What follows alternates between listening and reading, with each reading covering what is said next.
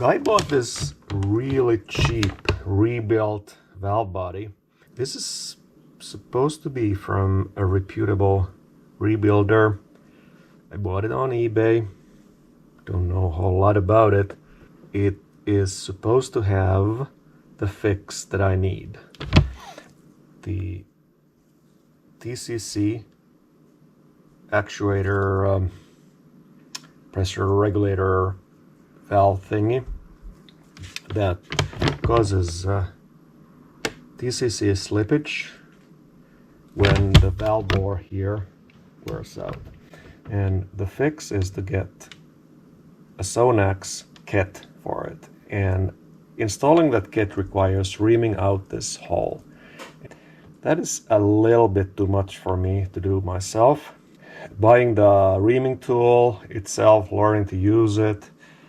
I paid $250 plus tax for this whole valve body. It's supposed to be rebuilt, pressure tested, and it has 2 Sonnax parts installed. This one here, this kit that I mentioned, and another kit here. And I can see, so it seems that this has been replaced. I can see this bore has been reamed. I took the valve out and it is the correct one. The kit consists of a few parts. This is the base for the spring. This is the actual kit. So this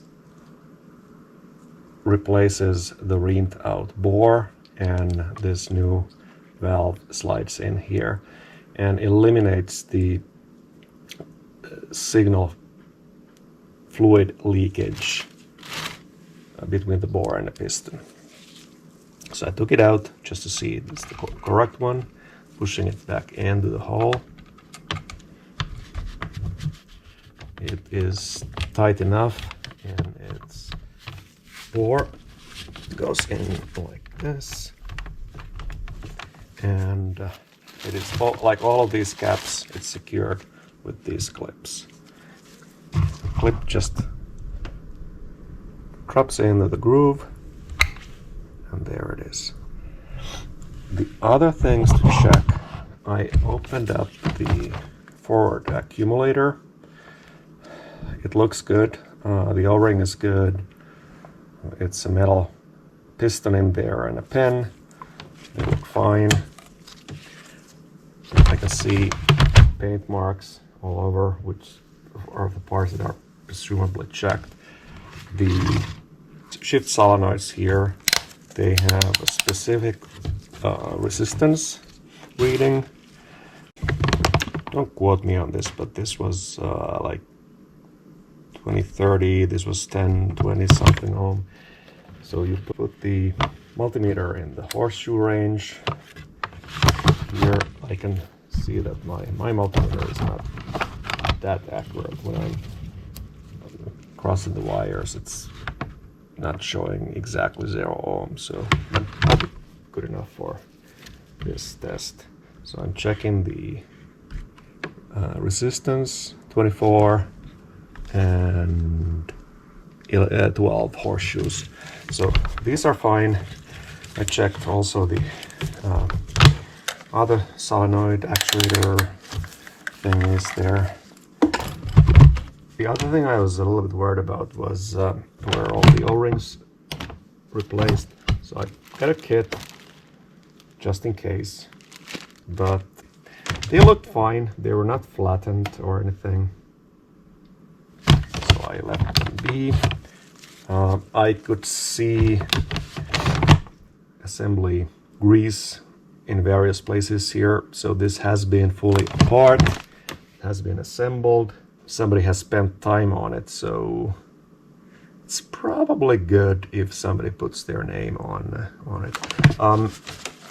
The other thing I got, just in case, was this check ball kit from Sonnax. These are 1/4 inch balls. The same balls go to 4L60E, 4L80E. I would move them from the old valve body, but I'm sure I'm gonna lose at least some of them. So before I do the assembly, I will drop them in their place in the valve body. You can tell from the way it is where they go. And yet another thing needed for the job is the separator plate. I bought a whole new separator plate just in case. It is a single piece. The gaskets are glued on both sides, so you don't need to play with the gaskets.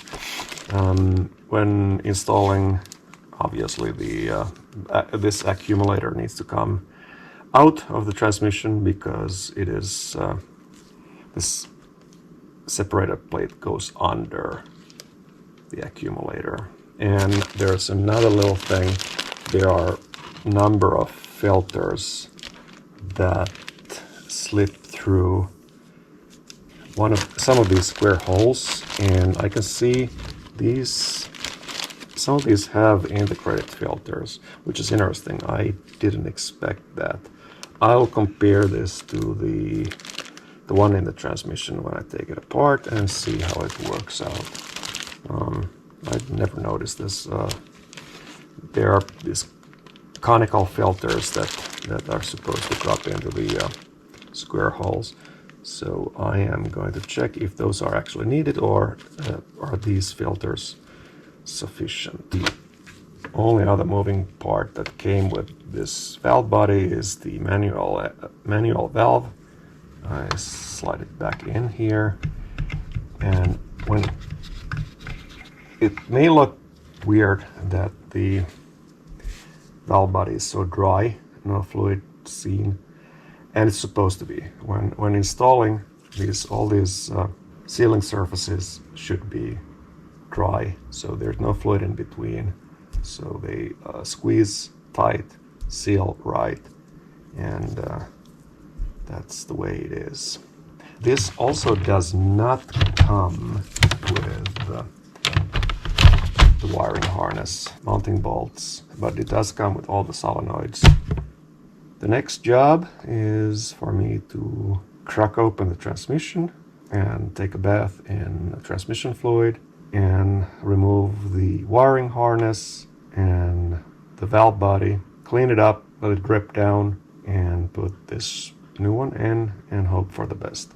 So if this Sonnax kit doesn't fix my problem with the TCC slippage, then there's two more things that could be a problem. One is the TCC actuator valve in the transmission pump. I don't think that is a problem because the transmission pump is pretty new, so the bore shouldn't have worn out. The last thing is, of course, the torque converter itself, and I really hope it's not the torque converter because I really don't feel like dropping the transmission and changing the converter. So I'm 100% sure this $250 valve body will fix my slipping torque converter.